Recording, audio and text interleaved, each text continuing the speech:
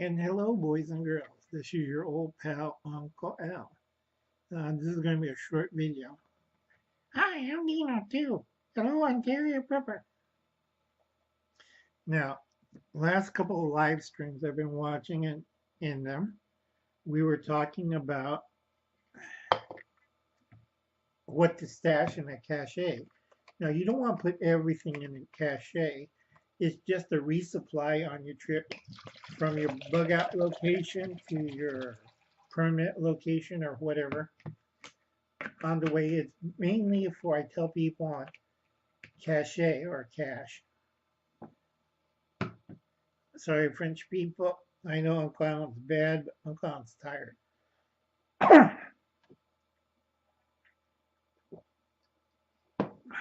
And most Americans are idiots. Okay, cache or cache is where you put your valuables in, and that would be food and water. Okay, because I live in a desert area, I have little caches of water, which is about maybe 25 gallons. That's 5 jerry cans all rigged together, stashed away, friends' properties, on government properties, in old wells and mine shafts. So if I need water and I get past the rattlesnakes, I got water. Remember, I live in the desert. Sometimes I'll put down a 55-gallon drum of water, bury it, and get it later. But because of the weird weather, I got sometimes freezing conditions, and the damn barrel cracks, and well, no more water. So I went back to the old jerry cans, the 5-gallon ones. They're really good, and they're kind of almost Arctic proof. You have to bury them at least 2 feet deep. Okay, no exposure to the dirt surface. Okay, food. If you're going to do food in a uh, basic cache, it has to be double wall. You have your storage container and you have the cache chamber, okay, or cache chamber. A lot of people don't understand this. You put the storage unit inside the cache tube, seal it. It's supposed to be waterproof, but I think caches crack, leak, and flood all over the place. Now, if you had a secondary storage unit that's waterproof, you can slip it right on in and you can bury it. Now, like our friend Hubble's cat and Praxis Prepper, if the ground's frozen, that's a little hard to dig up. But with this simple 2-system container unit, you'll have no problem doing that because you only have to do it deep enough so you can reach the top container. Okay, that'll be about a foot or less. And then you dig it up and you have the outer sides cap, open it, and you pull out the storage units one by one, and you still have a container tube down there. Not much to dig through. Now, what you do on top of the cache or cache unit, on top of the lid where it says waterproof, write down danger, high pressure sewage line. Guarantee it, nobody's going to touch it. And I made a lot of heavy duty PC pipe containers like that. And when people look at that, I had some dug up. They look at it, I'm not going to open it. And they buried it up.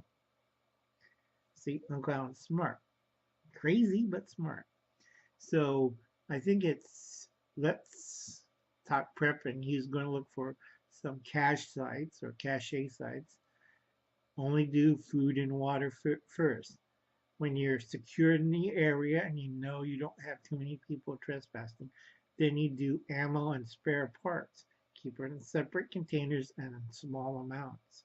And again, 2-container system. Outside container protects the elements. Inside container protects the goods. I have to repeat that often. People don't understand. I have to draw pictures.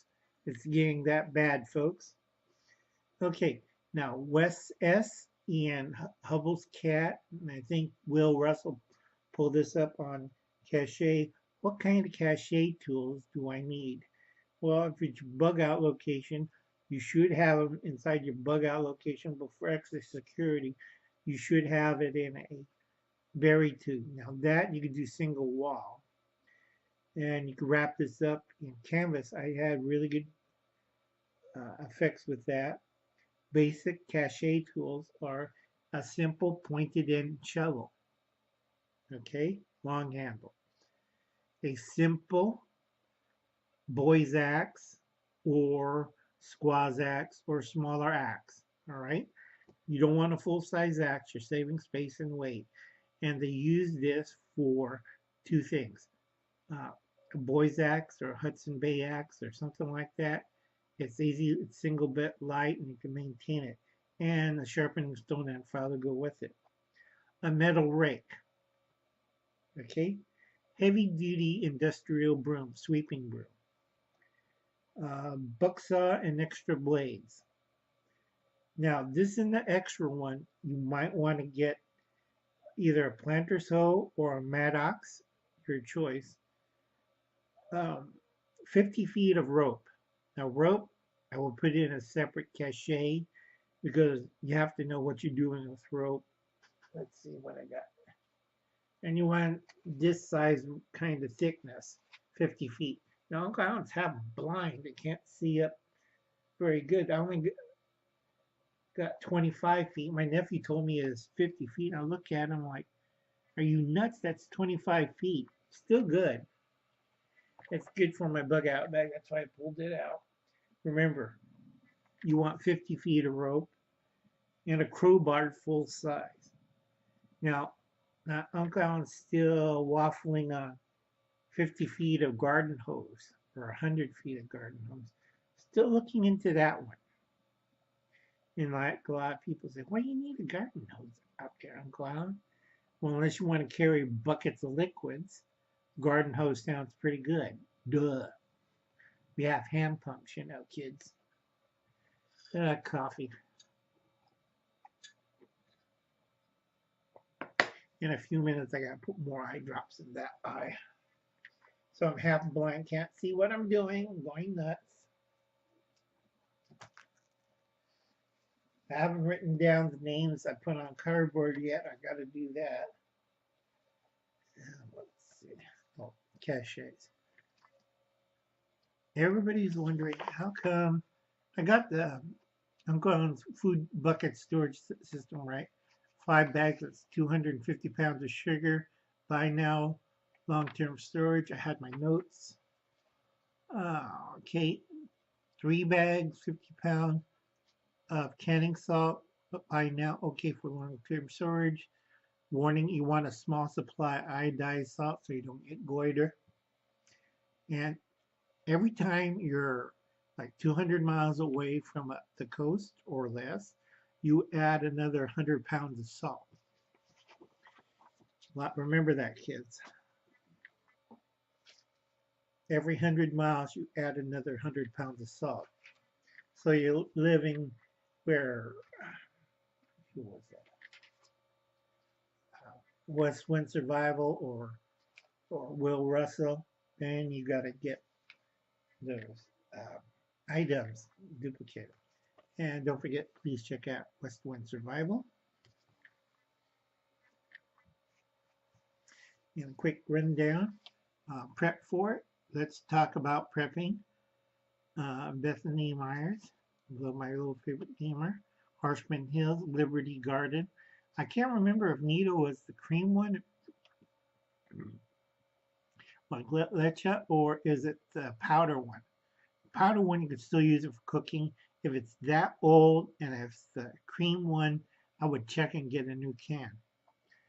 Cindy John, LS, Daisy, Diane, SFG, Jeff Dolte, Kentucky Survival, Michael Signs, hey Michael, good luck in Chicago. I don't know what the hell they're doing there. Small town Southern housewife, get ready. I keep telling people this because I have little time and I'm trying to keep this short. Like and subscribe right down there. The little bell. And make sure, if you can, put down a little donation. I'm trying to keep these short because I got a lot of information I got to pass through, like Tyler from Let's Talk About Prepping and Will Russell knows. Uncle Tom's getting old, and he's getting dizzy, and information's leaking out of my ear and or ears, I don't know.